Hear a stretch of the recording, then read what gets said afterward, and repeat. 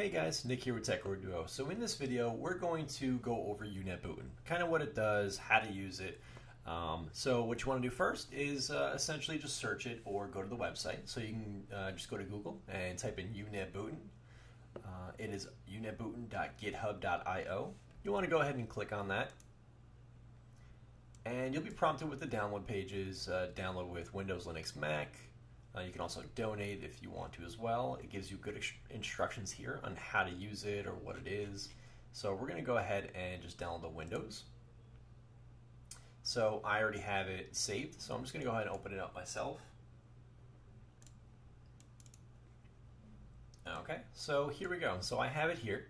So what I want to do is take my USB drive, because UNetBootin is essentially it creates bootable USB drives.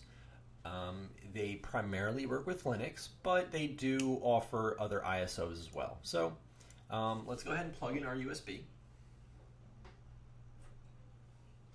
Okay, so I went ahead and plugged that in. Let me go ahead and just check to see what drive that is. So it is my J drive right here. So I already have Ubuntu on here, but I want to go ahead and wipe it, just put Ubuntu back on this. So we're going to use the program to do that. So you can go through distribution, you can pick which version of Linux you'd like to use. All right, and you can select the version. So let's say we wanted Ubuntu. We're going to go ahead and find Ubuntu. There it is. Let's say we wanted the 18.4, which is the newest one. Or we can even go back down. Let's see how far. We can go back down to 14.04, which I believe is the last supported version. So we're going to go ahead and just do the 18.4. But you know what? I do have the ISO, which would be faster. So what would happen is if you were to pick the distribution, this would download the ISO itself and then install it. So it does take time to download that ISO and then put it onto your device. But if you already have it pre-downloaded, you can just select the disk image here on the bottom. You can then select, of course, ISO or floppy. Not sure what it means by floppy.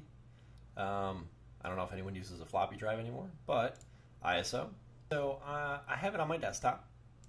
There's my Ubuntu ISO. I clicked on that. I'm going to go ahead and click open. It's going to add it right there, the location, everything. From here, you just pick the type. It's going to be a USB drive. You're going to pick the drive, which mine is, what do we say? It was J. Let me just double check. Yep, it's J, but it's not coming up here. So let's go ahead and unplug it and plug it back in.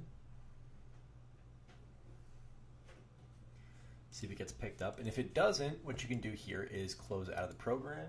I'm going to go ahead and reopen it now that it's inserted. Let's go ahead and do that again. Disk image. We're going to click here. Click on our ISO, the drive, and now J came up. So it did not come up just because we inserted it after the program was open. So I click J. I then click OK. It's going to ask you if you want to overwrite all the items. We click yes. And there we go. So it's going to go through this process. It should be pretty quick depending on the speeds of your USB. I'm using a USB 3.0 right now, so it's going by pretty quick.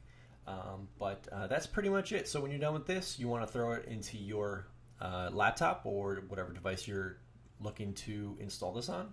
You then boot directly to the USB. It'll walk you directly through the installer. And that should be it. So if you guys have any questions, please let me know in the comments below. Like and subscribe, and enjoy your day.